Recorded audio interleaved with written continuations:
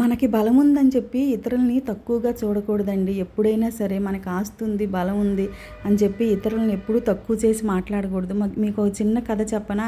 అడవిలో ఒకరోజు ఏనుగుల గుంపు నీళ్లు తాగటానికి వాగుకు వెళ్తుంటే దారిలో చీమలు అన్నీ ఒకచోట సమావేశమైనాయంట. చీమలు గమనించిన ఆ ఏనుగులు చూశాయి, కానీ వాటిని తొక్కుంటూ వెళ్ళిపోయాయి. అప్పుడు ఆ ఎన్నో చీమలు చచ్చిపోయాయి అన్నమాట.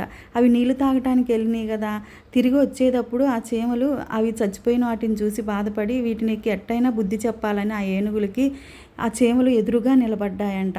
మీరు కళ్ళు కనిపిస్తాయి మీకు, మీరు బలం ఉందని చెప్పేసి మా మీద మీ ప్రతాపం చూపించకూడదు, మీకు బాగానే కళ్ళు కనిపిస్తాయి కదా అని ఆ చిన్న ప్రాణులు మీ బలం చూడటం తగుదా అని ప్రశ్నించగా దానికి ఏనుగు అది మా ఇష్టం, మాకు సలహాలు ఇచ్చేంత గొప్పవారు మీరు కాదు అని గర్వంగా చెప్పాయంట.